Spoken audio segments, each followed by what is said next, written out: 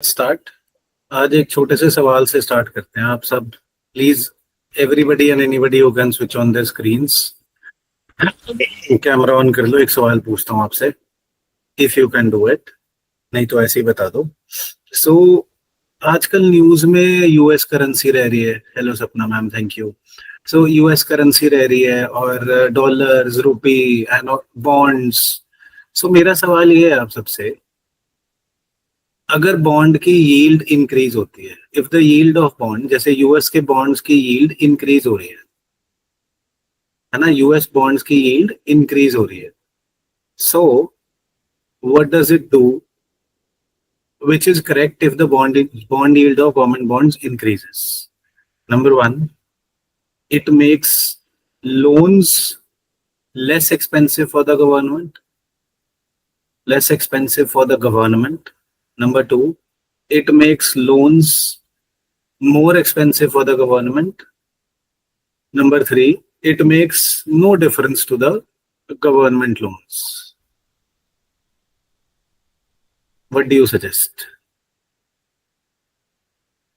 Government bond की yield increase हो रही है, तो सरकार के लिए लोन लेना सस्ता हो रहा है कि महंगा हो रहा है कि कोई फर्क नहीं पड़ रहा?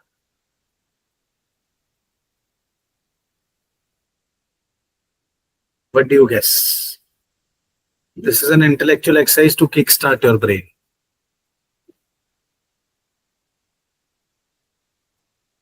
Everybody take a guess. सपना जी, आप दिख रहे हैं तो आप सबसे पहले बताएं, क्या लगता है आपको? ऑल्दो आपको इकोनॉमिक्स अभी पढ़ानी है मैंने।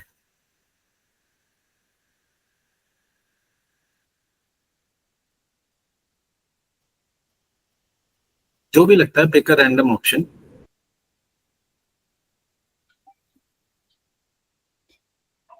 मे बी लोन लेना सस्ता हो रहा होगा। ओके, अभी मैं आंसर नहीं बता रहा, सिर्फ सुन रहा हूँ। Aneet ji, what do you feel?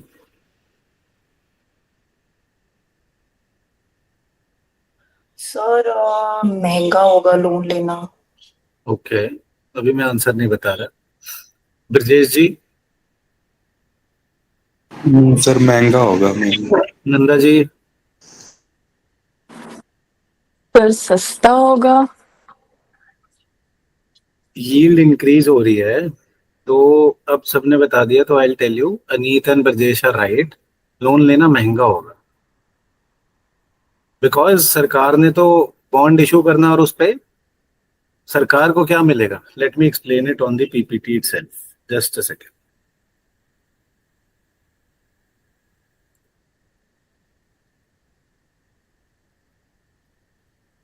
ये ना छोटे छोटे सवाल होते हैं, और यूपीएससी और पीपीएससी इसे ही पकड़ते हैं कि बिकॉज हमारे बेसिक्स नहीं ठीक। बड़ी सिंपल सी बात है। जस्ट अ सेकेंड, कौन है?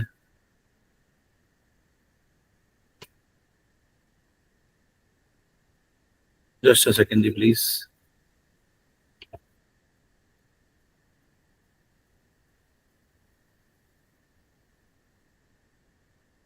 हाँ जी। सो ये तो बहुत अच्छी करंट अफेयर्स की स्लाइड है, बट इस पे हम समझते हैं अच्छी बात। आई सेड गवर्नमेंट बॉन्ड्स की यील्ड इंक्रीज हो गई है, तो हमने ट्रेडिशनली ये पढ़ा हुआ है इकोनॉमिक्स में कि yield and price are sitting on a seesaw. Price and yield. सरकार को मिलेगा क्या? बॉन्ड का प्राइस। आपने लोन लेना है कागज देके, लोन का एक बॉन्ड देना है, this is just a paper. आपने पेपर पे प्राइस लिखना है इसका कि ये 100 रुपए का बॉन्ड है। चलो, पहले आप 100 रुपए जब लोन लेते थे, तो इसकी यील्ड मान लो 10 रुपए थी, 10% थी। जो भी लोन देता था आप उसे 10 रुपए दे देते थे, ले भैया आपने 100 रुपए लोन दिया हुआ है, हर साल हम आपको 10 रुपए दे देंगे। अब यील्ड बढ़ गई, मतलब जब आप 100 रुपए उधारी लेते हो तो आपको यील्ड बढ़ गई, 20% हो गई। अब आपको उसे हर साल 20 रुपए देने होते हैं एज ब्याज। पहले आप कितने दे रहे थे ब्याज? 10 रुपए। अब आप कितना दे रहे हो ब्याज? 20 रुपए। तो अगर यील्ड बढ़ती है तो सरकार को लोन लेना महंगा पड़ता है। गॉट माय पॉइंट और नॉट? कि और एग्जांपल से समझाऊं? खासकर जिनके आंसर्स गलत थे वो बताओ। Yes sir. सो यील्ड बढ़ेगी तो सरकार को महंगा लोन पड़ेगा। So coming to weekly current affairs, I like his hairstyle over here, Munna भैया ये। So these are the topics we are dealing with today, but पहले एज ऑलवेज क्वेश्चंस करते हैं। 5 minutes to all of you. अब 6 नहीं 5 मिलेंगे, फिर अगली क्लास से 4 मिलेंगे। So please attempt the 6 MCQs। 2 minute बाद मैं चेंज कर दूंगा स्लाइड, बाकी 3 दिखा दो। Please attempt them and send me your answers.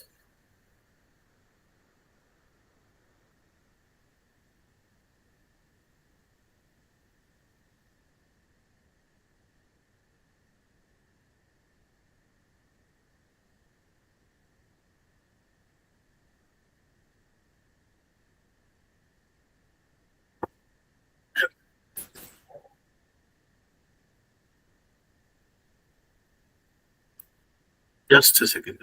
Just a second.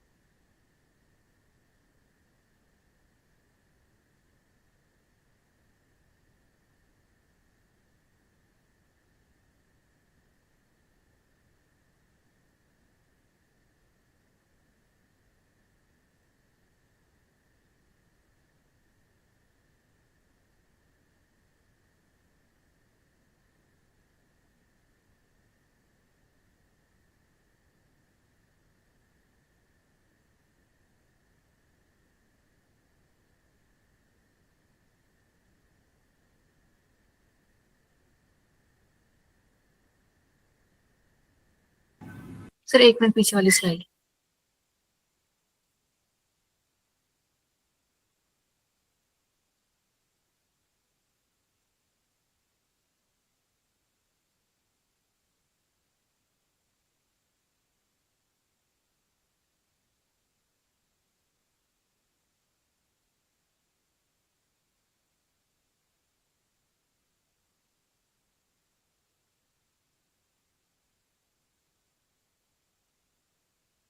ये सर डन।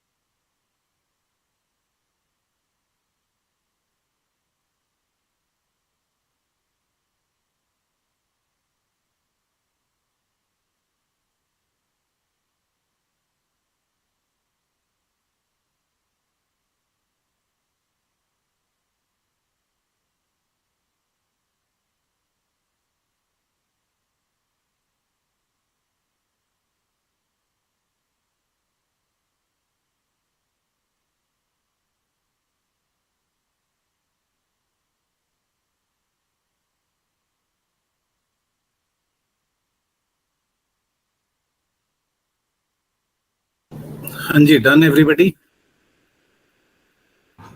No, sir. अरे कर लो यार, कितना टाइम चाहिए? चलो, 1 more minute. Please send me your answers when you are done. Picture खींच के व्हाट्सएप कर देना प्लीज.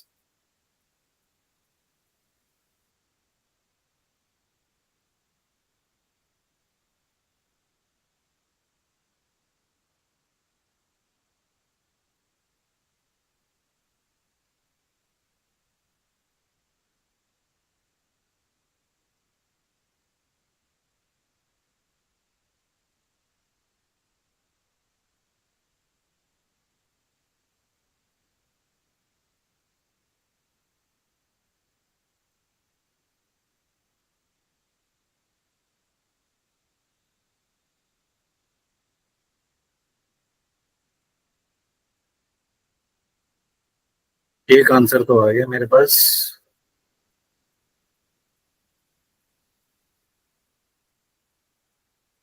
दो आ गए हैं.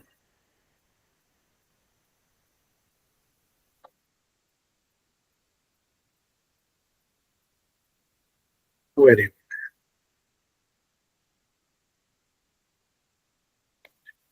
चलो जी, चेक करें फिर. हो गया सबका?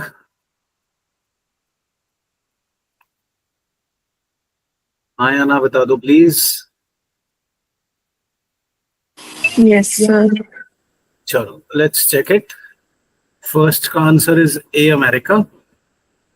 सेकंड का answer is C Chandigarh. Third का answer is A America again.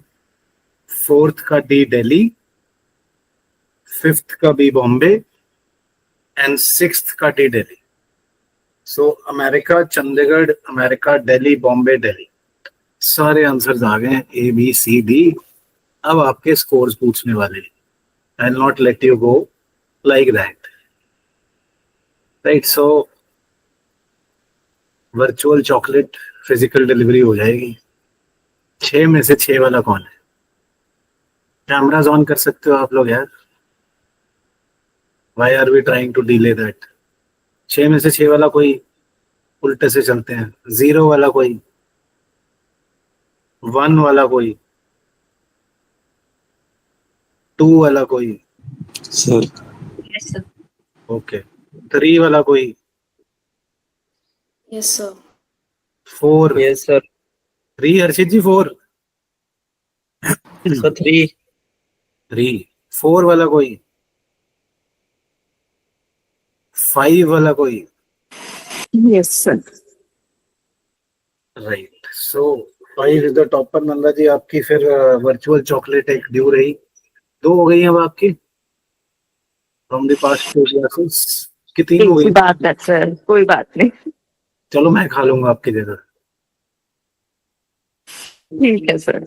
Simran madam, you're here after a long time. कितने मार्क्स बने कि करा नहीं? आप लेट आए हैं. अनम्यूट करके बोलना होगा आपको. हाँ जी. सर मैंने बीच में ज्वाइन किया था ना, तो एक स्लाइड चली गई थी, अटेम्प्ट नहीं किया मैंने. अच्छा, दूसरी स्लाइड वाले करें. हाँ, लास्ट के 2 क्वेश्चन ही करे हैं, उसमें से एक ही सही है. अच्छा, कॉन्ग्रेचुलेशंस. तो डिस्कस करते हैं. Let's discuss these questions as well. और जो पिछली बार भी एक हैक समझाया था वो इस बार भी लगा हुआ है. अभी दिखाता हूँ कहाँ.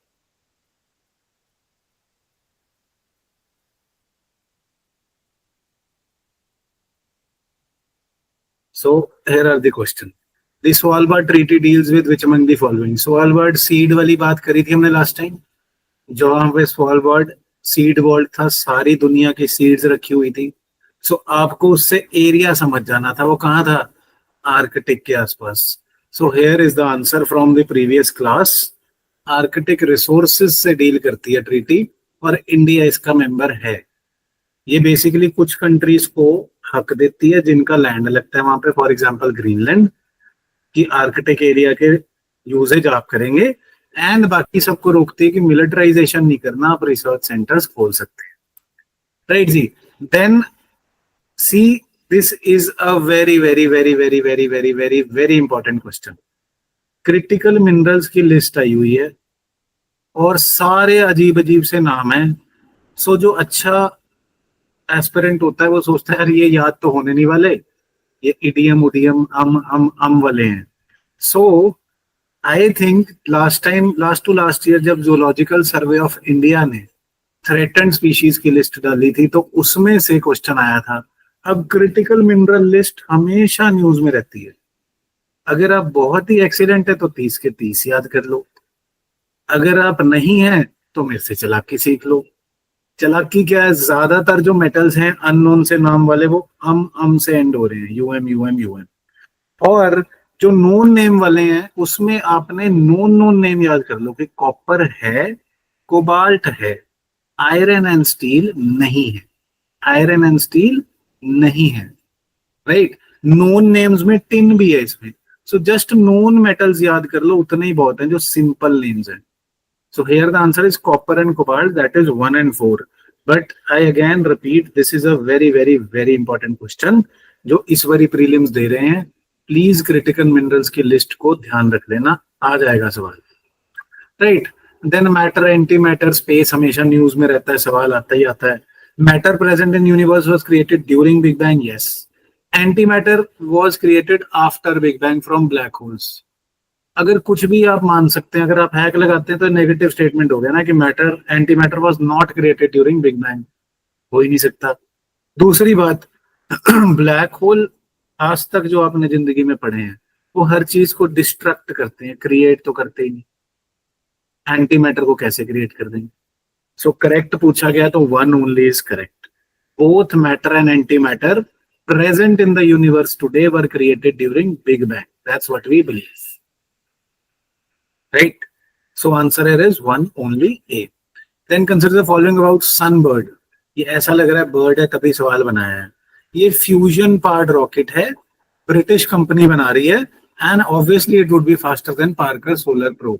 इनकरेक्ट बताना है तो both the statements are incorrect. C option incorrect दोनों ही, because दोनों statements are correct.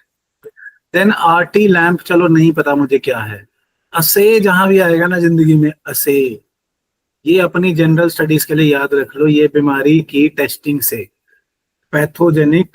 Pathogen diagnostic से ही डील करेगा। साइंस बहुत सिंपल है। साइंस में आपके 10 से 12 सवाल जो आते हैं, 9 से ज्यादा, at least 9 are answered by prefixes and suffixes. So असे जहां भी दिख रहा है बीमारी वाला ऑप्शन टिक करो, जिंदाबाद, thank you, right. Tuberculosis is the answer over here, right. हाँ जी सर, इसमें जैसे एलिसा टेस्ट होता है उसमें भी ए से, असे से, और मतलब बी और सी ऑप्शन को देख के बी और सी तक तो आ गए, तुक्के से ठीक भी हो गया, टी भी हो गया, but out of the diseases मतलब मैंने ये सोचा कि जैसे एलिसा टेस्ट हम शायद HIV के लिए करते हैं जो पैथोजन से वायरल या बैक्टीरियल हो सकते, तो मैंने टीबी कर दिया। कैंसर इसलिए नहीं किया क्योंकि वो पैथोजन से नहीं हो रही, तो क्या ये लॉजिक ठीक था? बिल्कुल बिल्कुल सही सोच रहे हैं आप। Cancer is not an infectious disease, we do not know about cancer that much. So cancer एक इन्फेक्शियस डिजीज है ही नहीं। इनफैक्ट एक और चीज बड़ी लॉजिकल सी समझाता हूँ डिजीजेस के बारे में। जो डिजीज का पैथोजन और कॉज हमें पता है उसकी डिटेक्शन हम कैसे करते हैं? जिनका, जैसे फॉर एग्जांपल टीबी का हमें पता है, कौन सा पैथोजन करता है TB? Mycobacterium tuberculosis, right. So mycobacterium कर रहा है, हमें पता है ये बैक्टीरिया है, हमें पता है इससे टीबी हो रही है। सो जिस भी डिजीज के बारे में हमें पैथोजन पता है उसको हम कैसे डायग्नोस करेंगे? पैथोजन को डिटेक्ट करेंगे, है ना, कि पैथोजन है तो डिजीज है। Thank you so much, right. For example Covid का हमें पता था कोरोना वायरस है, तो उसमें भी हम RT-PCR कर रहे थे, पैथोजन को डिटेक्ट कर रहे थे। बट कुछ डिजीजेस ऐसी हैं जैसे कैंसर, जिसका पैथोजन अभी तक हमें पता ही नहीं है होता क्यों है, ये क्या फंक्शनिंग डिसऑर्डर है, क्या है, कोई पैथोजन है, किसी ने कह दिया वायरस भी होता है, बट किसी को नहीं पता। सो कैंसर में और ऐसी डिजीजेस में जिसे हमें नहीं पता क्या करना है, कौन सा पैथोजन है, फिर हम इसमें सिम्टम्स डिटेक्ट करते हैं। सिम्टम्स, फॉर एग्जाम्पल सबसे पहले कैंसर के लिए ब्लड टेस्ट होता है TLC। अगर TLC बहुत ज्यादा है तो कोई तो दिक्कत है भाई, राइट। TLC के बाद फिर फिजिकल एग्जामिनेशन होती है कि कहीं पे कोई आपका लंप तो नहीं बना हुआ, या फिर आपका जो आपका व्हाट इज दैट, देखो वर्ड भूल जाते हैं, where that skin increases and वो सेल्स की फॉर्मेशन बहुत ज्यादा हो जाती है वहां पे, right, that kind of lump is not formed. And अगर वो भी है तो उसको निकाल के बायोप्सी करी जाती है कि क्या इसमें प्रॉब्लम है या नहीं। सो हम इधर सिम्टम्स देख रहे हैं कि यार पैथोजन तो हमें पता नहीं कौन सा है, तो ब्लड में कोई वैल्यूज खराब तो नहीं है, कोई आपका लंप तो नहीं बना हुआ, फोड़ा तो नहीं हुआ उसको चेक करेंगे, अगर है तो उसकी बायोप्सी करेंगे, right. So this is very very simple with science. Science को इनफैक्ट आई ऑलवेज बिलीव कि पढ़ाने का तरीका ऐसा है कि लोग डर जाते हैं, नहीं तो हाईएस्ट स्कोरिंग एक्चुअली साइंस है, right. Then coming to consider the following statements about plastic ice 7। अब मान लो कि मुझे नहीं पता प्लास्टिक आइस क्या है, बट मुझे ये तो पता है इंडिपेंडेंटली प्लास्टिक क्या है और आइस क्या है। So microplastics form plastic ice in refrigerators, absolutely गलत, ये टोटल पुट्ठा सवाल बनाया है। Plastic ice is exactly the same as normal ice, ये तो करेक्ट हो ही नहीं सकता, बिकॉज प्लास्टिक आइस क्यों होती, फिर उसे आइस ही बोल देते, right. So both these statements are incorrect, answer there becomes none, none of the above are correct. Just a second, एक ऑप्शन जो है कि मैं बता रहा था over here, this question again अगर आपको नहीं आता, so last time I told you, देखो ऑप्शंस को, इसको भूल जाओ, इसको भूल जाओ, सिर्फ इस पे कॉन्सेंट्रेट करो, 1 and 2, 3 and 4, 1 and 4. Do you see any anomaly over here? Last time कहा कि याद करो, कुछ दिख रहा है इसमें जो गलत लग रहा है क्वेश्चन पेपर मेकर की तरफ से? एनीबडी?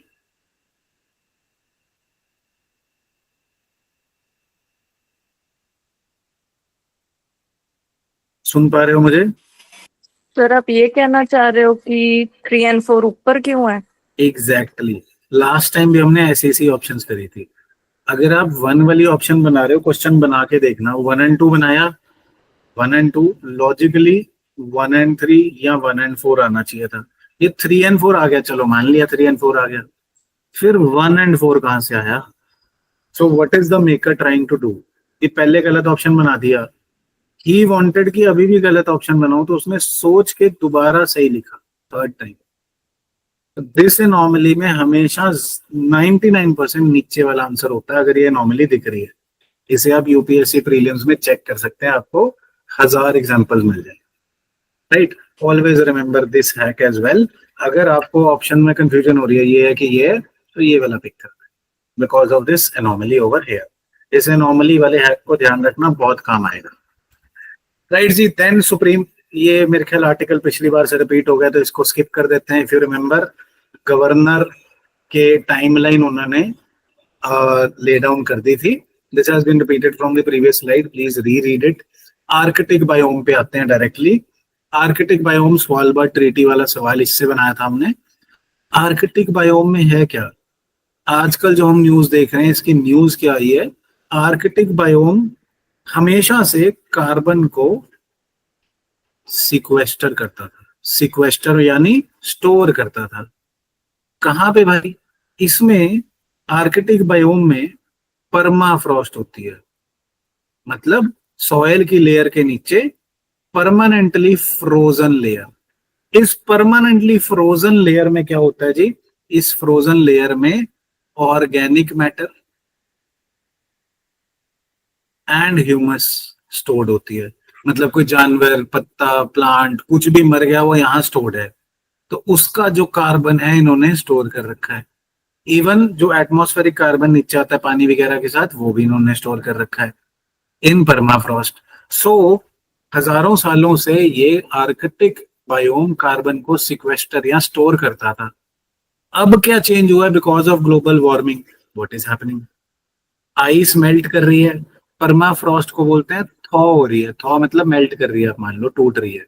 सो जब ये थॉ हो रही है, तो जो इसमें कार्बन स्टोर्ड था वो वापस एटमॉस्फेयर में जा रहा है, राइट। सो अब इसकी परमाफ्रॉस्ट थॉ होती है, तो इसका कार्बन वापस एटमॉस्फेयर में जाता है।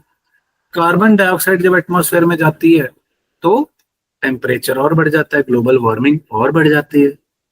जब ग्लोबल वार्मिंग और बढ़ जाती है तो फॉरेस्ट फायर्स होती हैं, फॉरेस्ट फायर्स होती हैं तो टेम्परेचर और बढ़ जाता है, टेम्परेचर और बढ़ जाता है तो फिर परमाफ्रॉस्ट और ज्यादा मेल्ट होती है, और ज्यादा मेल्ट होती है तो कार्बन डाइऑक्साइड और ज्यादा बढ़ती है। तो विशियस सर्कल समझ गए क्या हो रहा है? ग्लोबल वार्मिंग से परमाफ्रॉस्ट मेल्ट हुई, इससे कार्बन डाइऑक्साइड एटमॉस्फेयर में बढ़ी, इससे फॉरेस्ट फायर हुई, फॉरेस्ट फायर से टेम्परेचर और बढ़ गया, टेम्परेचर और बढ़ने से परमाफ्रॉस्ट और मेल्ट हो गई, then again और carbon dioxide, then again और forest fire, then again more temperature. So this is a vicious circle, right, which has been initiated and it is one of the 4 dangers to the world, ये IPCC ने अपनी report में बोला। और ज्यादा warming इन्हीं areas में हो रही है, hence आर्कटिक बायोम में भी important, that is why we need to read it. सारी डिटेल्स एक जगह पढ़ लेंगे, सवाल पूछ लो भैया मुझे तो आता है, बायोम के बारे भी आता है, इसकी गवर्निंग ट्रीटी के बारे भी आता है और सब कुछ पता है।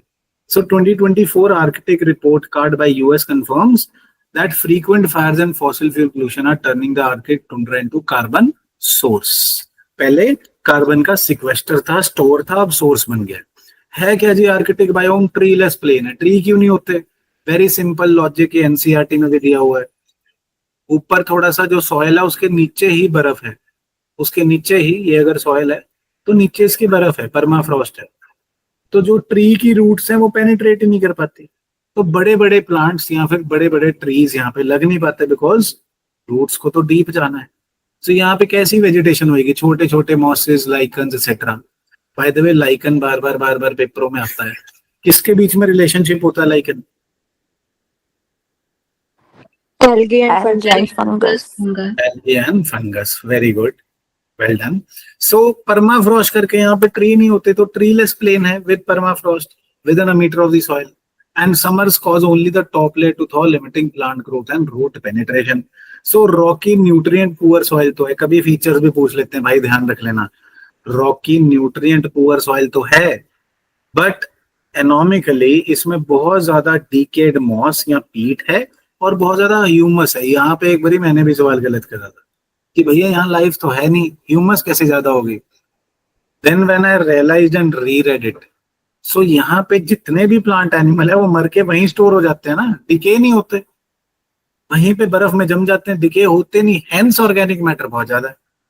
और जब गर्मी बढ़ेगी और ये डीके होंगे, डीके होने से क्या होता है जी? जब भी कुछ डीके होता है तो कार्बन डाइऑक्साइड एटमॉस्फेयर में रिलीज होती है।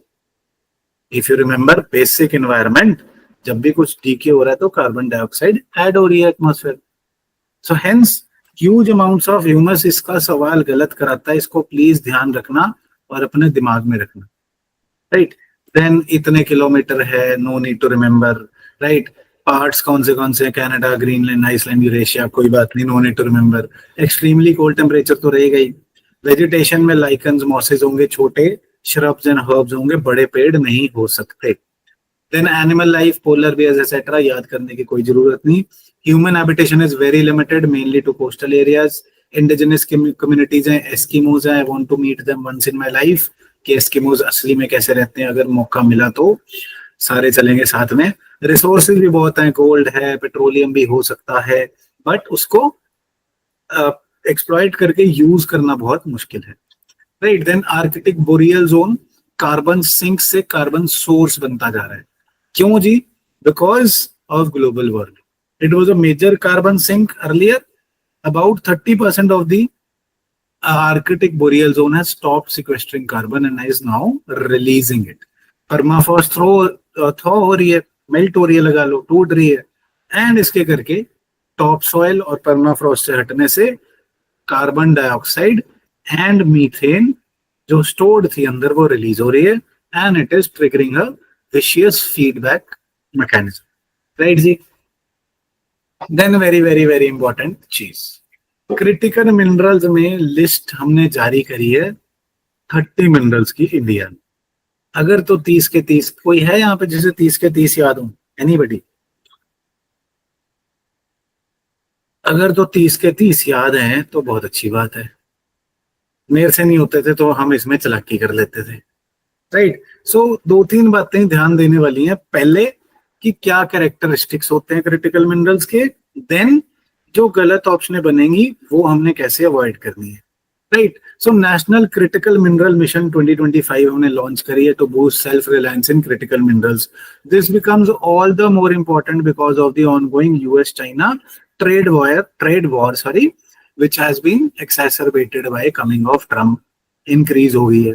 So हो सकता है चाइना ने बोल दिया अभी, China is the store of 80% rare earth metals की प्रोसेसिंग पावर चाइना के पास है, और चाइना ने बोल दिया हम एक्सपोर्ट करना बंद कर देंगे।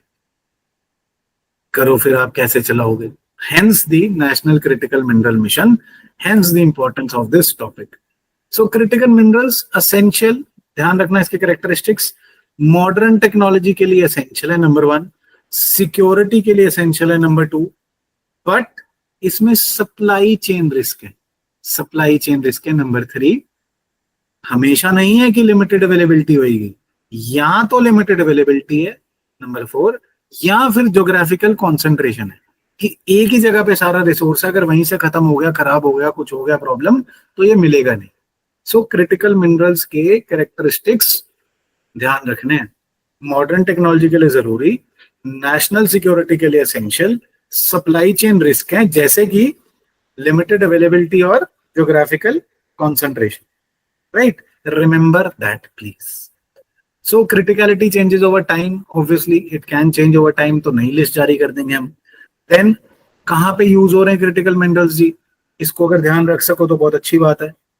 सिलिकॉन यूज हो रहा है सोलर पैनल में, silicon, tellurium, indium, gallium, right. Then wind turbine में rare earth metals like neodymium और dysprosium. Then electrical vehicles, lithium, cobalt, ये याद मेरे को तो नहीं होता, अगर होता है तो कर लो। लिथियम आयन, ध्यान रखना लिथियम ज्यादातर बैटरी में यूज हो रहा है, इतना तो पता होना चाहिए, राइट। मेडिकल डिफेंस एक्सेट्रा भी यूजेस है। This is the list. अब इसको थोड़ा सा ध्यान से समझे या देखें, अगर तो सारे याद होते हैं। मिनिस्ट्री ऑफ माइंस ने 2022 में निकाली है लिस्ट आइडेंटिफाई करके। So antimony, beryllium, bismuth, cobalt, copper, gallium, germanium, right. Then niobium, nickel, PGE, phosphorus, then potash, rhenium, silicon, strontium, tantalum, tellurium, tin, titanium, tungsten, vanadium, zirconium, selenium and cadmium. So these अगर सारे याद होते हैं तो very good, नहीं होते तो जो नॉर्मल वाली बातें हैं ये ध्यान रखना है। कोबाल्ट है इसमें, कॉपर है इसमें, राइट, फॉस्फोरस है इसमें, निकल है इसमें, सिलिकॉन, स्ट्रोंटियम, ये दो ना, स्ट्रोंटियम एंड टंगस्टन, इस पे बहुत बड़ी अगर आप देखो तो ABCD ऑप्शंस होती है ना यूपीएससी में या किसी भी MCQ एग्जाम में, उसमें स्ट्रोंटियम बार बार गलत या सही ऑप्शन में आ रहा है। हेंस टंगस्टन एंड स्ट्रोंटियम को ध्यान रखना, this is part of the critical minerals.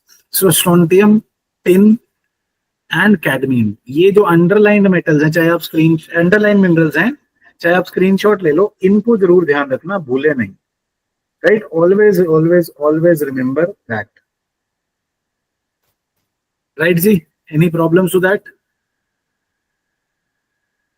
चलो, so, इसमें से, हाँ जी, thank you.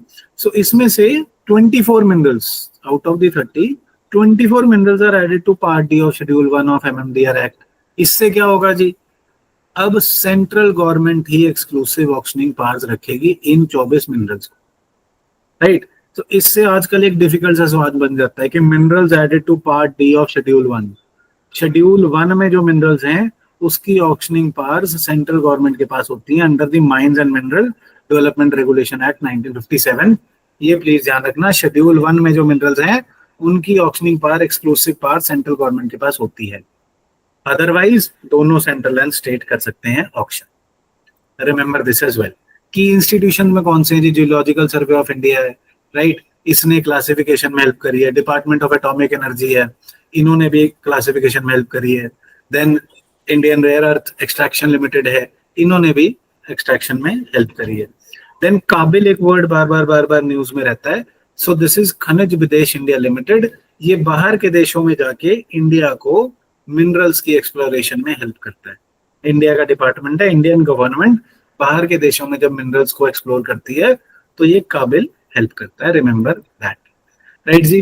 Then top global producers of critical minerals are Chile, Indonesia and Congo. Chile ध्यान रख लेना, आजकल इस पे सवाल आ जाता है कभी किसी कॉरिडोर पे, लिथियम ट्रायंगल पे, etcetera etcetera etcetera. We must be sure about Chile as well, right जी। About the national critical mineral mission कुछ खास बात नहीं है, strategic initiative ministry of mines का ही होगा। लॉन्ग टर्म अवेलेबिलिटी चाहेंगे, सिक्योरिटी चाहेंगे, and it aligns with commitment to net zero by 2070। PCS वाले ये ध्यान रखना 2070 है, 2030 नहीं है, ऐसा सा सवाल आता है, ध्यान रखना। जो दूसरे टारगेट्स हैं रिडक्शन वाले कि एमिशन रिडक्शन कर देंगे 45% एक्सेट्रा, वो 30 तक हैं, बट नेट जीरो 2070 तक है, पीसीएस वाले ध्यान रखें। Then matter and antimatter, right. So matter क्या होता था, हमने बचपन में पढ़ा था, anything that occupies space, number 1, and has weight is matter. Occupy space and has weight is matter, simple बात। दूसरी, अब एंटी मैटर क्या है, इससे पहले एक और पॉइंट देख लेते हैं। हम मानते हैं कि हमारी यूनिवर्स कैसे बनी थी, सारा का सारा सामान एक सिंगुलैरिटी में एक डॉट जितने में बढ़ गया था, सॉरी एक डॉट जितने में बढ़ गया था, और फिर वो सारा फट गया बिग बैंग हुआ। सो जितना भी मैटर अब हमारे आसपास देख रहे हैं, प्लैनेट्स है, सोलर सिस्टम है, यूनिवर्स है, ये सारा बिग बैंग में बना था। बाद में हमने डिस्कवर करा कि मैटर के साथ साथ एंटी मैटर भी बना था। एंटी मैटर क्या है, आप अपने आप को शीशे में देखो, बिल्कुल वही आपका एक काउंटर पार्ट है, counter part. For example, electron का एंटी मैटर क्या होगा, इसका वेट भी सेम होगा एंटी मैटर का, और इसका स्पेस भी उतना ही लेगा, बाकी सब कुछ सेम होगा, बस चार्ज ऑपोजिट होगा, चार्ज ऑपोजिट होगा, right. Charge would be opposite. अगर इलेक्ट्रॉन में माइनस चार्ज है, लेट्स से 0.15, तो एंटी मैटर में प्लस 0.15 होगा। So what happens when matter and antimatter collide, matter आया, उसी का एंटी मैटर आ गया, ये कोलाइड कर जाते हैं, मिल जाते हैं, तो एक दूसरे को एनहाइलेट या खत्म कर देते हैं, डिस्ट्रॉय कर देते हैं। एंड जब ये दोनों मिलते हैं तो बहुत हाई एनर्जी रिलीज होती है। अगर हम इस मैटर और एंटी मैटर की इंटरेक्शन की एनर्जी को यूज करना सीख गए तो हमारी एनर्जी नीड्स बहुत आसानी से सॉल्व हो सकती हैं। इसीलिए हम मैटर और एंटी मैटर और उसकी इंटरेक्शंस एंड उसकी स्टडीज में लगे। कोई भारी चीज तो नहीं होगी, दोबारा बताऊं कि समझ आ गया? सर समझ आ गया। अरे वाह, वेरी नाइस। सो मैटर एंटी मैटर में क्या है जी, सर्न के लार्ज हेड्रॉन कोलाइडर में, ये कोलाइडर में बेसिकली हम क्या कर रहे हैं, लार्ज हेड्रॉन कोलाइडर जो है, बड़ी सिंपल सी बात है। पहले हम लोग कैच खेलते थे ना, एक को बॉल मारी, दूसरे को मारी, एक्सेट्रा, और पकड़ाई। तो वैसे ही ये मैटर को बड़े ही हाई स्पीड गन से, एक्सीलरेटर से एक्सीलरेट करते हैं दोनों तरफ से। इधर से मैटर फेंका, कोई भी फेंका, हाइड्रोजन, हीलियम, कुछ भी, इधर से मैटर फेंका इधर को, इधर से मैटर फेंका इधर को, और बहुत ही हाई स्पीड पे इनकी टक्कर करा दी। सो बहुत ज्यादा जब हाई स्पीड पे टक्कर होती है तो बिग बैंग टाइप का सिनेरियो रियकर हो जाता है। तो उस टाइम पे हम सारी चीजें देख रहे हैं कि कौन सा मैटर बन रहा है, कौन सा एंटी मैटर बन रहा है, क्या एटम से नीचे भी क्या क्या बन रहा है। अभी तक हमने इसमें क्या क्या देख लिया है, अभी तक हमने लार्ज हेड्रॉन कोलाइडर में जो सबसे बड़ी बात देखी है, that is called Higgs boson, जिसे हम बोलते हैं गॉड पार्टिकल। इसकी एक इंटायर बेसिक साइंस में जब हम पढ़ाएंगे या पढ़ी हुई है, उसमें आप एक इंटायर लेक्चर लेंगे कि ये हिग्स बोसॉन क्या चीज है। गॉड पार्टिकल इसलिए बोलते हैं, एक सिंपल सी बात, ये सब मैटर को अपना मैटर देता है। सब कहने की बात कि सारे मैटर क्यों है, बिकॉज वो हिग्स बोसॉन से इंटरेक्ट करते हैं। But explaining it here would not solve the purpose, because इसके लिए 2 घंटे की डेडिकेटेड क्लास चाहिए। सो लार्ज हेड्रॉन कोलाइडर में कर क्या रहे थे, मैटर एक्सेलरेट करके फेंक रहे हैं, उससे काइंड ऑफ बिग बैंग को रेप्लिकेट करने की कोशिश कर रहे हैं। तो इससे हमने एक तो हिग्स बोसॉन ढूंढ लिया हुआ है, एक हमने ढूंढा है कि एटम से भी स्मॉलर लेवल पे स्मॉलर लेवल पे चीजें एग्जिस्ट करती हैं, right? Even smaller than atoms things exist and we call that physics as quantum physics for GS purposes. For example हमने देखा कि इलेक्ट्रॉन्स कल्ले भी एग्जिस्ट कर सकते हैं, baryons are particles, hadrons are particles. So हमने अलग अलग नाम दे दिए, राइट? सो इसमें अब न्यूज में क्या है, थोड़ा आराम से समझना, 3-4 पॉइंट लास्ट में दे दूंगा मैं आपको, you will understand it. So matter is anything that has mass and occupy space, है ना? हमने 3 स्टेट देखी है, सॉलिड, लिक्विड, गैस। सॉलिड में फिक्स शेप एंड वॉल्यूम होता है, लिक्विड में fix volume, no fix shape, simple science है ये। गैस में नो फिक्स शेप और वॉल्यूम, ये तो हम देख चुके हैं। 4th स्टेट हमने देखी थी प्लाज्मा, जब गैस को हम गर्म करके आयनाइज पार्टिकल बना देते हैं, राइट? स्टार्स में और हाई एनर्जी एनवायरमेंट्स में मिलती है एंड हम इसे आर्टिफिशियली बना लेते हैं, राइट? और स्टेट चेंज कैसे हो रही है जी? टेम्परेचर एंड प्रेशर से, melting, evaporation and condensation, temperature and pressure से। एंटी मैटर क्या है जी? Mirror counter parts of matter है with opposite electric charge. For example, electron का एंटी मैटर है पॉजिट्रॉन, प्रोटॉन का एंटी मैटर है anti proton.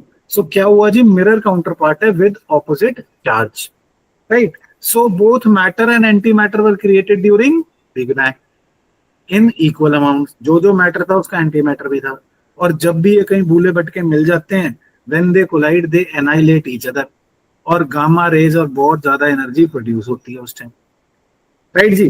Then natural cosmic rays and radioactive decay में भी ये प्रोड्यूस हो रहे हैं। सो मैटर एंटी मैटर मिले, गामा रेज प्रोड्यूस हो गई, और ये प्रोड्यूस कहाँ हो रहे हैं? Cosmic rays and radioactive decay में भी हो रहे हैं, राइट? और artificially particle accelerators like large hadron collider में हम कर रहे हैं, जहां condition similar to big bang हमने बनाई, राइट जी? सो कंसेप्ट्स क्या है इसमें? चार्ज पैरिटी वायलेशन, ये लग बहुत मुश्किल रहा है बट है कुछ नहीं, ध्यान से 2-4 मिनट समझ लो, समझ आ जाएगा। So charge parity violation refers to discrepancy in behavior of matter and antimatter counterparts under a combination of charge conjugation and parity transformation। समझ आया? कुछ भी नहीं, don't worry, let's read it, I'll explain it in very simple terms। so anomaly देखी जा रही है, किसमें anomaly देखी जा रही है? matter and antimatter के interaction में, right? Charge conjugation changes a particle into antiparticle while parity flips the spatial coordinates, don't worry, I'll explain, like a mirror reflection। Ideally the CP symmetry implies that matter and antimatter should behave identically in physical processes। Violation of this principle hints at inherent asymmetry। so क्या हो रहा है कि matter और antimatter जो हमने समझा पूरे mirror counterparts हैं, mirror counterparts हैं, जस्ट इनके चार्जेस अलग हैं, जस्ट चार्जेस अलग हैं, चार्जेस ऑपोजिट हैं। सो इनको सारे फिजिकल प्रोसेसेस में, लेट्स से मेरे से सिमिलर एक आदमी है, लड़का है, हम जिम जाते हैं सेम वेट उठा लेते हैं, हम भागते हैं सेम स्पीड में भाग लेते हैं, हम क्रिकेट खेलते हैं सेम तरीके का खेल लेते हैं, तो हमें बिल्कुल सेम होना चाहिए apart from just the charge. But sometimes what we have discovered is कि दोनों मैटर और एंटी मैटर फिजिकल प्रोसेसेस में डिफरेंट बिहेव करते हैं, there are inherent differences as well. तो ये हमें नई चीज मिली है कि कई जगह दुनिया में, यूनिवर्स में हमने देखा कि matter and antimatter charge parity को वायलेट कर जाते हैं, फिजिकल प्रोसेसेस में डिफरेंट बिहेव कर जाते हैं, simple as that. So asymmetry है, वायलेशन क्या है? CP violation, matter and antimatter behaving differently, बस इतना सा याद हो जाए तो बहुत, समझ आ जाए तो बहुत है, राइट? देन बेरियंस एंड एंटी बेरियंस क्या है? सिंपल सी बात है, जब हम देख रहे थे कि एटॉमिक लेवल के, एटॉमिक साइज के नीचे भी चीजें एग्जिस्ट करती हैं, सो हमने उन्हें अलग अलग नाम दे दिए, as I said, baryons, hadrons, quarks, leptons. So baryons एक वही सब एटॉमिक पार्टिकल है, मतलब एटम से भी छोटा, और इसका एंटी पार्टिकल है एंटी बेरियंस, राइट? सो सब एटॉमिक पार्टिकल बेरियन किससे बना है? बिल्कुल ही छोटे 3 क्वार्क्स से। ये याद करने की जरूरत तब थी जब हम क्वांटम फिजिक्स पढ़ रहे थे साइंस में, right? So baryon and antibaryon subatomic particle है, ध्यान रखना प्लीज, ये क्वार्क से बने हैं, अगर याद रहे तो ठीक। Most common examples are protons and neutrons, ये तो हमने सुने हुए हैं। एटम, बीच में उसके प्रोटॉन प्लस न्यूट्रॉन, सो इधर इलेक्ट्रॉन, पहले हम मानते थे कि प्रोटॉन बहुत ही एलिमेंट्री पार्टिकल है, इससे छोटा कुछ होता ही नहीं, प्रोटॉन से सारी चीजें बनी है, प्रोटॉन किससे नहीं बना। अब हमने देखा प्रोटॉन खुद ही एक बेरियन है और इससे भी छोटा क्वार्क है जिससे ये बना है, राइट। सो सबसे छोटा हमने देख लिया, इससे भी छोटी चीज है क्वार्क, क्वार्क से बना बेरियन, बेरियन का एक टाइप है proton. Very very simple static knowledge है ये, जिसने साइंस पढ़ी है उसे पता होगा, राइट। देन लार्ज हेड्रॉन कोलाइडर ने क्या स्टडी करा है जी, इट हैज बेरियन जिसका नाम लैम्डा बी था, ध्यान नहीं रखना इसको, कोई बात नहीं, एंड इसके types up and down and bottom quark से, ठीक है कोई बात नहीं। Lambda B was observed decaying into a proton, a kaon and two pions. A small but statistically significant difference was found in decay rate between lambda B baryon and antimatter, indicating CP violation. मतलब आपने baryon और anti baryon को decay करवाया तो same चीजें बननी चाहिए थी, बट थोड़ा सा डिफरेंस आ गया, इस डिफरेंस को हमने सीपी वायलेशन कह दिया। सीपी माने चार्ज पैरिटी वायलेशन। सो पैरिटी को वायलेट कर दिया मतलब डिसिमिलर हो गया, इतना ही बहुत है, अंदर नहीं जाना इसके, ज्यादा अंदर जाओ तो फिर बहुत सारी टर्म्स निकल के आएंगी और हम साइंटिस्ट बन जाएंगे, नॉट एस्पिरेंट। बस इतना ध्यान रखना, चार्ज पैरिटी वायलेशन क्या था, difference in behaviour of matter anti matter. और जो चीजें हमने पढ़ी कि एटॉमिक लेवल के नीचे भी, एटॉमिक लेवल से छोटा भी चीजें होती हैं, for example proton is not elementary, proton is type of a baryon which is made up of quarks. तो अब हम उससे भी छोटे लेवल पे पहुंच गए हैं, क्वार्क्स हमारे लिए छोटे हैं, राइट। देन सनबर्ड, सिंपल सी बात है, इसमें जस्ट इतना देखना है, न्यूक्लियर फ्यूजन पार्ट रॉकेट है। फ्यूजन हमने देखा था दो तरीके से न्यूक्लियर एक्टिविटी को हम पढ़ते हैं। फिजन मतलब हीलियम एटम टूट गया, हाइड्रोजन हाइड्रोजन में टूट जाना, ब्रेक हो जाना। फ्यूजन मतलब जुड़ जाना, फॉर एग्जाम्पल हाइड्रोजन और हाइड्रोजन मिलके हीलियम हो गए। इनमें से कौन सा हमारे सन में होता है, फ्यूजन की फिजन? फ्यूजन। फ्यूजन हो रहा है। सो फ्यूजन से अगर हम देखें तो बहुत ज्यादा एनर्जी रिलीज होती है, मच हायर देन फिजन। सो अब एक ब्रिटिश कंपनी ट्राई कर रही है कि फ्यूजन पावर्ड रॉकेट बना दें तो revolutionise interplanetary travel. Pulsar Fusion company का नाम है, कोई बात नहीं, no need to remember. So Sunbird क्या है, this is a rocket being made which will use fusion and ये 8,05,000 किलोमीटर पर आवर पे चलेगा। 8,05,000 मतलब आप कुछ चंद सेकंड से भी पहले दिल्ली पहुंच जाएंगे चंडीगढ़ से, राइट। और ये पार्कर सोलर प्रोब से भी फास्टर होगा, ऑब्वियसली नहीं तो फास्टर होगा। प्लूटो पे जहां हमें कई कितने साल लग जाते हैं, सिर्फ 4 साल में पहुंच जाएंगे हम प्लूटो पे, राइट। प्लूटस पे नहीं, प्लूटो पे, right. Then it aims to revolutionize interplanetary travel by drastically reducing travel time. बहुत तेज चलेगा, न्यूक्लियर फ्यूजन प्रपल्शन करेगा। न्यूक्लियर फ्यूजन प्रपल्शन में बेसिकली हम पता है क्या करते हैं, बड़ी सिंपल सी बात है, न्यूक्लियर फ्यूजन से बनी हुई हीट से हम जो हाइड्रोजन फ्यूल है उसको उसी हीट से यूज कर लेते हैं। हीट चाहिए कंबशन कराने के लिए, फ्यूल को जलाने के लिए, मेल्ट कराने के लिए। सो फ्यूजन से हम क्या करते हैं, फ्यूजन की हीट से जो हमारा हाइड्रोजन गैसियस फ्यूल था उसको लाइट अप करके यूज कर लेते हैं। क्योंकि इसकी हीट एफिशिएंट और ज्यादा है तो वो रॉकेट ज्यादा तेज चल पाता है। और अनलाइक फिजन, ये ध्यान रखना, ये एक बेसिक स्टैटिक नॉलेज है, ये वाली line please, fission is more dirty, fusion is cleaner. Fusion में कम रेडियो एक्टिव डिके वाले मटेरियल वेस्ट पैदा होता है। Fission is not as clean a fuel और technique as compare to fusion. ये बिल्कुल बेसिक बात है, अगर सवाल में ऑप्शन आ जाए which is more environmentally cleaner, it is fusion not fission. ये ध्यान रखने वाली बात है, प्लीज ध्यान रखना इसको, fusion is more cleaner. So nuclear propulsion में हम देख रहे हैं जी nuclear thermal propulsion and nuclear electric propulsion. कुछ भी नहीं है, न्यूक्लियर रिएक्टर की हीट को लिक्विड हाइड्रोजन को फायर करने में यूज करते हैं, राइट। सो आपने क्या करना है, न्यूक्लियर रिएक्टर की हीट को लिक्विड हाइड्रोजन को हीट करने में यूज करना है।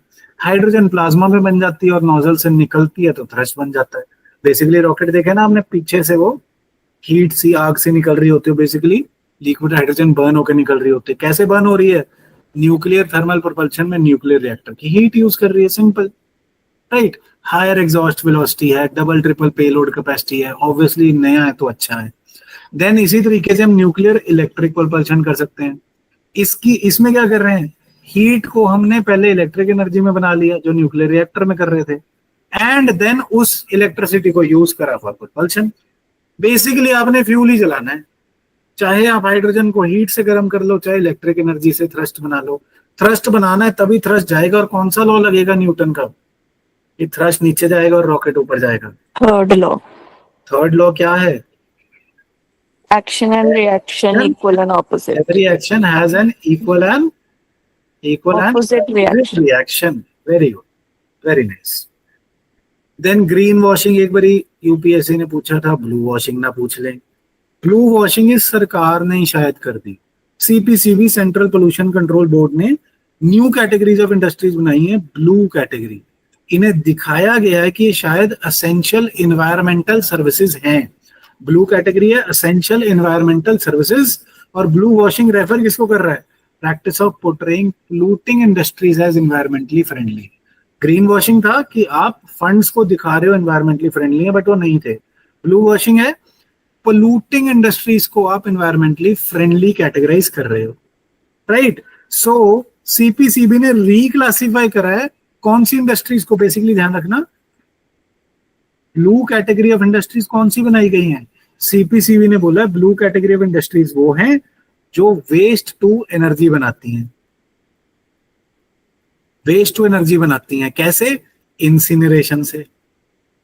इंसिनरेशन कुछ भी नहीं है, आपने सामान उठाया और उसको, सपोज आपके आसपास पत्ते पड़े थे, बायो वेस्ट था, कोई जानवर मर गया था, पेड़ गिरा हुआ था, भूसा भासा, सारा कुछ उठा के आपने इसको आग लगा दी, फायर।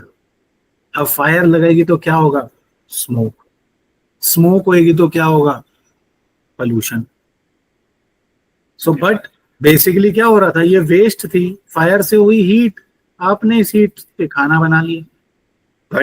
बट इंसिनरेशन से क्या हो रहा था? Very high amount of pollution. Waste to energy जो आग लगा के कर रहे हैं, इंसिनरेशन से कर रहे हैं रादर देन अदर मेथड्स, वो coal power plant, thermal power plant से भी ज्यादा पोल्यूशन करते हैं, ज्यादा कार्बन डाइऑक्साइड एटमॉस्फेयर में छोड़ते हैं। सो चाहे आप वेस्ट टू एनर्जी बना रहे हो, पहले इन्हें हाई पोल्यूशन क्रिएटिंग इंडस्ट्रीज में माना जाता था, बट क्योंकि वेस्ट टू एनर्जी बना रहे हैं तो सीपीसीबी ने बोल दिया कि आप तो ब्लू कैटेगरी ऑफ इंडस्ट्रीज में आते हो, असेंशियल इन्वायरमेंट सर्विस में आते हो। But are they doing service to environment? No, they are probably doing disservice to environment. Disservice कर रहे हैं तो पोल्यूशन ऐड कर रहे हैं। Hence the industries waste to energy are categorised as blue category, but they are essentially blue washing. जो चीज आपकी अर्लियर रेड कैटेगरी में थी, हाई पोल्यूशन क्रिएटिंग में थी, अब वो नकली में ब्लू कैटेगरी में ही बना के डाल दी। आपको क्या याद रखना है? Blue category is waste to energy and blue washing is कि आपने झूठी प्रैक्टिस करके जस्ट पोर्ट्रे कर दिया पोल्यूटिंग इंडस्ट्री को एज एनवायरमेंटली फ्रेंडली। ध्यान रखना, एक इंपॉर्टेंट क्वेश्चन बन जाता है इससे। Hence please remember this, what is blue washing and the industry, right जी। वेस्ट टू एनर्जी इंसिनरेशन क्या कर रहे हैं? बर्न कर देते हैं सॉलिड वेस्ट को, आग लगा दी, बात खत्म, और उससे बिजली एनर्जी, हीट एनर्जी को यूज कर लेते हैं, राइट। तो एनवायरमेंट मिनिस्ट्री ने पोल्यूशन इंडेक्स बनाया था, जब एनवायरमेंट मिनिस्ट्री ने पोल्यूशन इंडेक्स बनाया था, so based upon air pollutants and emissions in industries को रेड कैटेगरी में रखा था, हाई पोल्यूशन। अब सीपीसीबी ने इन्हें नई कैटेगरी बना दी, ब्लू, और उसमें रख दिया, राइट। और पीआई जो पोल्यूशन इंडेक्स था उसमें रेंज 0 to 100 थी। White category was 0 to 20 least polluting, green category was 21 to 40 polluting थोड़े से, orange category high polluting, red most polluting 60 to 100। याद रहे तो ठीक, नहीं तो ये गैस भी हो जाएगा, white, green, orange, red. Just ये ध्यान रखना, व्हाइट ऊपर है, ग्रीन नीचे है, बस ऑरेंज रेड गैस हो जाएगा, राइट जी। Then index of industrial production पे आते हैं। ये हमेशा कम ही बढ़ता है, तो न्यूज तो वही है कि कम बढ़ रहा है, बट इसमें से सवाल क्या आ जाता है?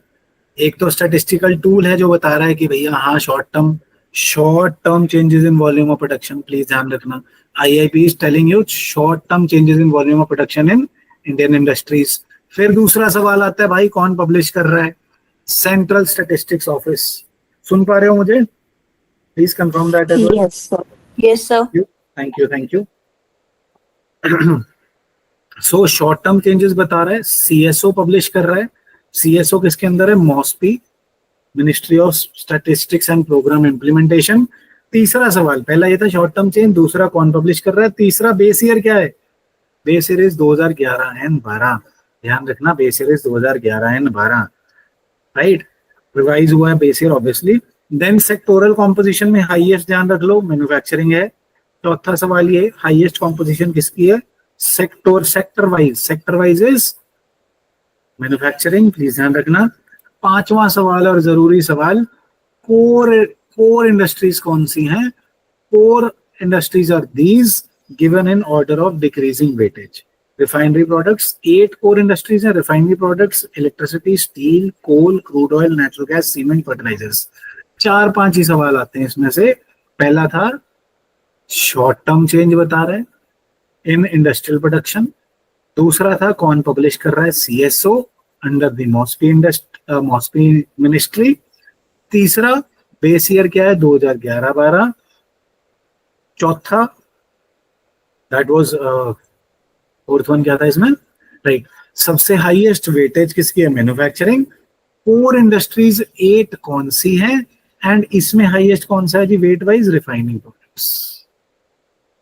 बस यही 4-5 सवाल इस टॉपिक से you may expect in both state services and union services paper.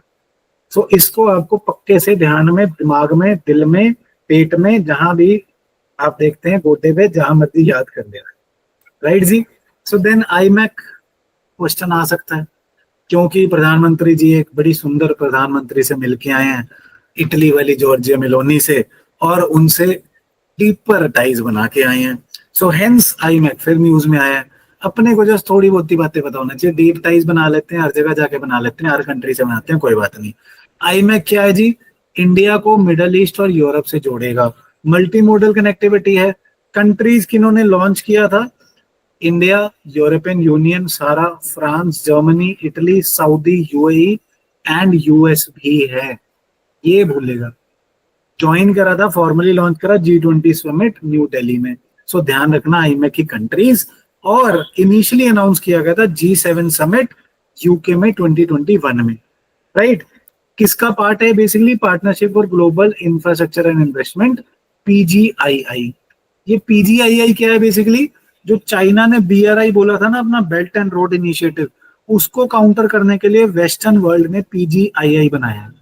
Announce UK में हुआ, बट ऑब्वियसली फाइनेंस US ही करेगा।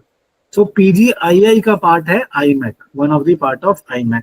काउंटर किसको कर रहा है? चाइना के BRI, राइट। बस इतना सा ध्यान। ईस्टर्न कॉरिडोर इंडिया को गल्फ से जोड़ेगा, नॉर्दर्न कॉरिडोर गल्फ को यूरोप से जोड़ेगा, ठीक है, नो प्रॉब्लम। बस ध्यान रखने वाली बातें कौन सी हैं? BRI को काउंटर कर रहा है PGII, ये वेस्टर्न वर्ल्ड का है, और इसी का पार्ट IMAC है, और इसकी कंट्रीज कौन सी हैं, दैट इज इट,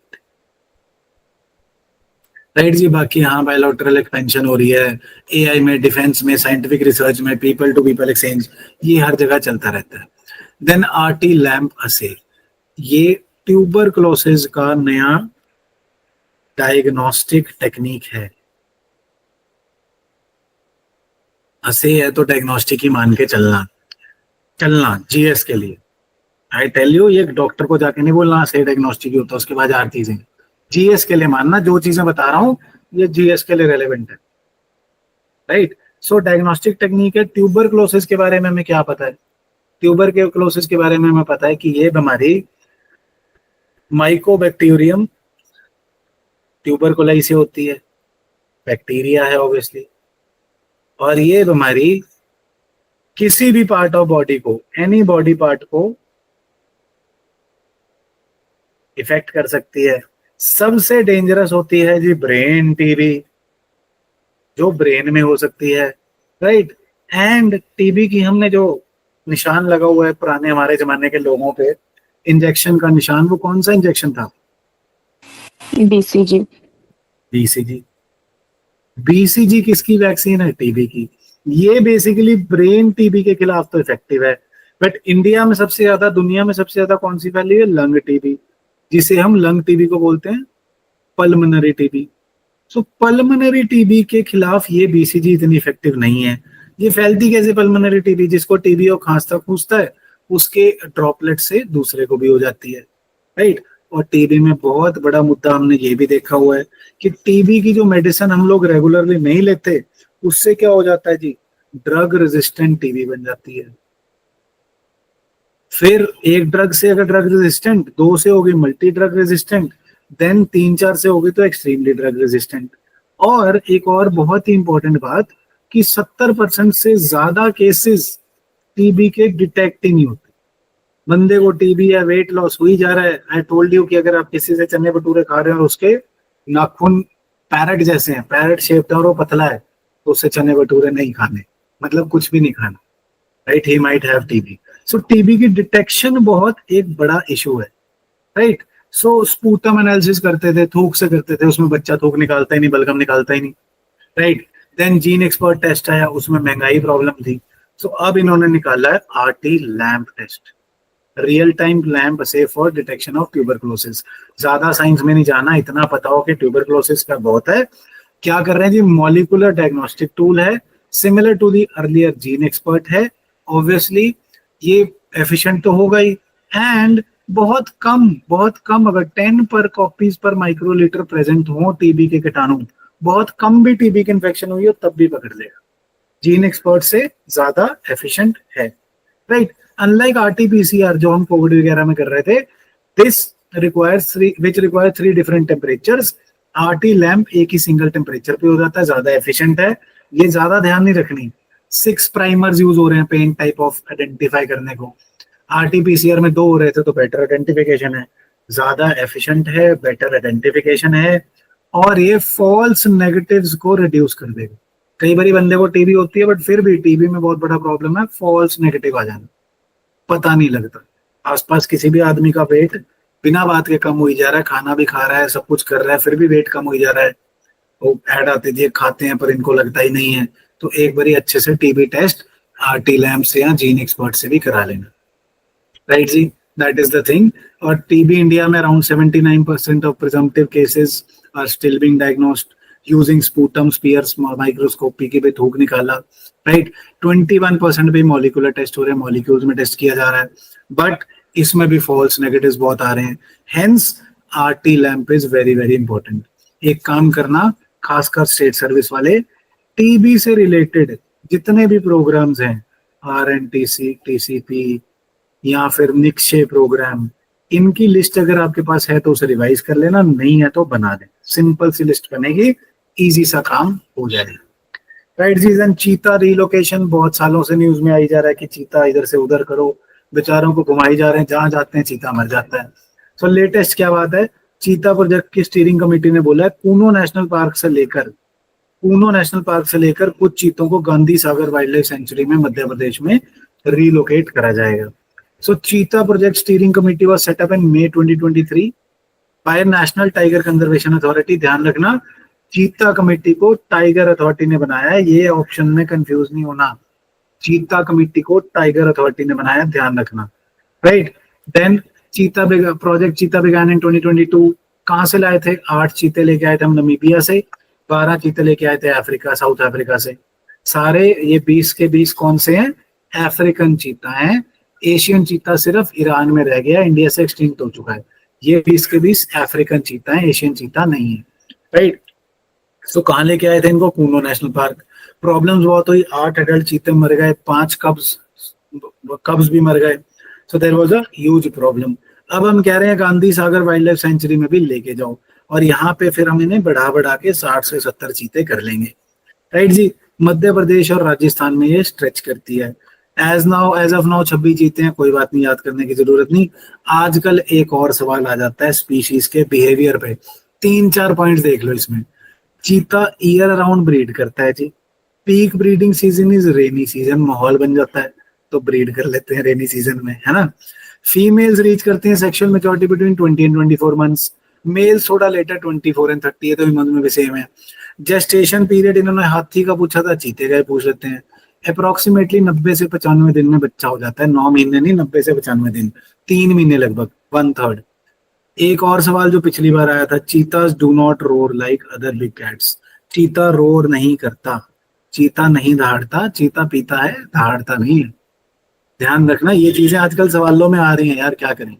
और ऑब्वियसली कुत्ते भी, बिल्लियां भी अपना यूरिन डाल डाल के एरिया को मार्क करते हैं कि ये मेरी टेरिटरी है। फास्टेस्ट एनिमल ऑब्वियसली 120 की स्पीड पर भाग लेता है, एंड यूनिक ट्रिपिंग टेक्निक लगाता है। ये अपने शिकार के टाइम शिकार को लंगड़ी देके घेर देता है एंड फिर उसे डिस्टेबलाइज करके हंट कर लेता है। बट इसका हंटिंग सक्सेस रेट बहुत कम है।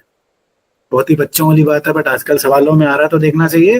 रेनी सीजन में सबसे ज्यादा मेट करते हैं, ऑल्दो ड्यूरिंग द ईयर कर सकते हैं। देन 90 to 95 डेज इनका जेस्टेशन पीरियड है। रोर नहीं करते, यूरिन करके अपनी टेरिटरी मार्क करते हैं, राइट। ट्रिपिंग टेक्निक से हंट करते हैं, बस इतना ही बहुत है। एक और चीज ध्यान रखने वाली, जो चीता आए थे वो अफ्रीकन चीता हैं। They are vulnerable under the IUCN red list. But इसमें ध्यान दो जरा डिटेल पे, एक अफ्रीकन चीता वनरेबल है, अफ्रीकन चीता वनरेबल है, बट जो एशियाटिक चीता है, प्लीज ध्यान रखना इस पे, please I repeat, Asiatic cheetah सिर्फ ईरान में रह गए, सिर्फ 12 चीते रह गए और ये क्रिटिकली इंडेंजर्ड है। एशियाटिक चीता छोटा और पतला होता है, अफ्रीकन चीता बड़ा और तगड़ा होता है। एशियाटिक चीता क्रिटिकली इंडेंजर्ड है, सिर्फ ईरान में रह गया है। अफ्रीकन चीता बहुत है, वनरेबल है, it is not critically endangered, right. India से तो एशियाटिक चीता तो एक्सटिंक्ट हो चुका है, ध्यान रखना, राइट जी। देन रेयर अर्थ मैग्नेट्स, इसमें चाइना वाली कहानी है। चाइना ने बोला है कि मैं एक्सपोर्ट नहीं करता, अभी सस्पेंड कर रहा हूँ। क्यों जी? इन्होंने यूएस को जवाब देने की कोशिश करी है। रेयर अर्थ मैग्नेट्स चाइना के पास हाईएस्ट कैपेसिटी है। सो रेयर अर्थ मैग्नेट्स होते क्या है? हाई परफॉर्मेंस परमानेंट मैग्नेट्स हैं, रेयर अर्थ एलिमेंट से बनाते हैं। अब ये रेयर अर्थ एलिमेंट सारे देखना, उनमें अम ज्यादातर आ रहा है, तो अगर गैस करने की याद होता हो कर लो, ना हो रहा हो तो ये अम वाले ज्यादा रेयर अर्थ एलिमेंट्स हैं, राइट। ज्यादा नहीं अंदर जाना। क्यों काम आ रहे हैं जी ये रेयर अर्थ मैग्नेट्स? बिकॉज एक तो परमानेंट है, मॉडर्न टेक्नोलॉजी में electric vehicles, wind turbine, defence, सारी जगह यूज हो रहे हैं। Where it can be use everywhere. और 80% ओवर दी रिफाइनिंग कैपेसिटी किसका कंट्रोल है? चाइना का। सो चाइना अब कहता है मैं नहीं दूंगा, और ज्यादातर कंट्रीज स्पेशली यूएसए भी इंपोर्ट पे डिपेंडेंट था। तो चाइना पे उन्होंने टैरिफ लगाए, टैरिफ तो लगाए वापस चाइना ने, बाद में कहता है कि भैया मैं दूंगा भी नहीं आपको अपना सामान, राइट। रेयर अर्थ एलिमेंट्स कौन से हैं? लेंथम, सीरियम, प्रेसोडियम, नियोडियम, ये सारे अगर आपको याद होते हैं नाम वाइज तो कर लो, नहीं तो अम ध्यान रख लो। इनको दो में कैटेगराइज भी करा जाता है, light rare earth elements and the heavy rare earth elements. याद करने की जरूरत नहीं, राइट। ऑल्दो स्कैंडिनियम एंड, ये एक्सेप्शन याद कर लेना, scandium and yttrium are light in weight, but इन्हें फिर भी हैवी रेयर अर्थ एलिमेंट माना जाता है। लाइट है इस SNY are light, but still they are heavy because इनकी फिजिकल एंड केमिकल प्रॉपर्टीज वैसी है। देन एक छोटी सी बात, plastic ice, am I audible? Yes Yes, sir. Thank you. बार बार कंफर्म कर लेता हूँ कि पीछे बंद हो जाए तो मुझे पता नहीं लगता, है ना। सो प्लास्टिक आइस, सो प्लास्टिक आइस क्या है जी? एक बहुत ही, देखो, वाटर अगर लिक्विड होता है तो हम उसे बोलते हैं वाटर, अगर वो सॉलिड हो जाता है तो हम उसे बोलते हैं ice, right. Liquid state, solid state. Liquid state में फ्लो कर पाता है, अगर आपको इसको छोटे से होल से निकालना है तो निकल जाएगा। अगर अब ये आइस है तो अगर आप इसे निकालने की कोशिश करोगे तो टूट जाएगी, है ना। आइस वहीं पे पड़ी रहती है, अपनी फॉर्म एक ही रखती है एज ए सॉलिड। बट हमने देखा कि under extreme pressure such as the moons of the icy planets और the icy planets, we see a hybrid phase. Hybrid मतलब दो चीजें, इसमें वाटर बिहेव करता है as a liquid as well as a solid at the same time. एक तरह से प्लास्टिक की तरह इलास्टिसिटी दिखाता है। आप ये मानो कि आपको एक छोटी सी मोहरी से बर्फ को निकालना था और आपने बर्फ को ऐसे स्ट्रेच करा और निकाल दिया, वापस जाके फिर बर्फ बन गई, होल से निकाल दिया फिर से बर्फ बन गई, right. So this is behaving as a solid as well as a liquid. Normal जिंदगी में अगर आप बर्फ निकालोगे, छोटे से होल से निकालोगे, टूट जाएगी, है ना, बिना टूटे निकलेगी नहीं, फिर वापस जुड़ेगी नहीं, राइट। सो इसमें क्या हो रहा है, हाइब्रिड फेज में it is behaving as a liquid as well as solid. So ये प्लास्टिक आइस कहाँ है, for the first time scientists have research and directly observed plastic ice. कहाँ पे एग्जिस्ट कर रही है plastic ice, deep within interiors of icy planets and moon such as Neptune, Europa and Titan. तो वहां पे क्या है जी, plastic ice is hybrid phase of water that displays dual characteristics of solid and liquid. Simple सी बात, इतना पता हो आधा नंबर तो आ गया। And it behaves like a crystalline solid, but molecular level पे ये इलास्टिक हो जाती है। वैसे देखने को सॉलिड लग रहा है, बट मॉलिक्यूलर लेवल पे रोटेशन फ्रीली हो रही है, right. This means that ice can deform under pressure like a malleable substance. So इस आइस की शीट भी बनाई जा सकती है, आइस को प्रेस करा वो शीट बन गई, वाह जी वाह, टूटी नहीं, राइट। सो डिफरेंट है फ्रॉम द कन्वेंशनल और classic ice found on earth. So plastic here refers to not to synthetic materials, synthetic material नहीं है, but it's physical property of plasticity. तभी क्वेश्चन बनाया था मैंने माइक्रोप्लास्टिक पे, बिकॉज इसमें सिंथेटिक मटेरियल नहीं है, ये बिकॉज ऑफ प्रेशर ऐसा बनी, right. It is a solid that can be squeeze through a hole. Semi fluid behaviour कर रहा है। Fluid is one which flows, liquid and gas flow कर सकते हैं, सॉलिड फ्लो नहीं कर सकता। So it is behaving like a semi fluid. So इसमें ब्रेक थ्रू क्या है जी, हमने कटिंग एज न्यूट्रॉन बीम मारी अपने एरिया में जहां नेपट्यून में और मून्स में हमें चाहिए था, तब हमने ऑब्जर्व करा कि यहाँ पे plastic ice extreme pressure and temperature में एग्जिस्ट कर रही है। टेम्परेचर एंड प्रेशर दोनों एक्सट्रीम है, वहां पे प्लास्टिक आइस 7 एग्जिस्ट कर रही है, राइट। सो कंडीशन में वाटर मॉलिक्यूल क्या कर रहे हैं, रैपिड रोटेशनल मोशन दिखा रहे हैं, बट स्ट्रक्चरली सेम रह रहे हैं। So both solid and liquid की तरह सेम टाइम बिहेव कर रहे हैं। देन कॉमन अर्थ आइस क्या है, अगर उसे सॉलिड बना लो तो सॉलिड ही है, अगर उसे तोड़ोगे टूट जाएगी, शीट नहीं बनेगी। देन ऐसी एक प्लास्टिक आइस की जगह आइस 7 भी है। हमें ये लगता है कि ये अर्थ में डायमंड्स की तरह मिल जाएगी। अर्थ के इंटीरियर को अगर आप अच्छे से देखोगे तो आइस 7 मिल जाएगी। Simplified, simple ice is solid, ice 7 हमें कहाँ मिली है, कल्ली आइस 7 अर्थ के इंटीरियर में मिलेगी। प्लास्टिक आइस 7 जो सॉलिड एंड लिक्विड दोनों की तरह बिहेव कर रही है, नेपट्यून एंड आइसी प्लैनेट्स के मून, टाइटन एंड यूरोपा पे मिल जाएगी, सिंपल। और प्लास्टिक आइस क्या है, as solid as liquid, hybrid, दोनों एक टाइम पे बिहेव करती है। That is it. Thank you for handling me for so long, bearing me for so long. See you in the next class. कोई भी doubt हो मुझे व्हाट्सएप या मैसेज पे बता देना, I will solve it. Thank you so much.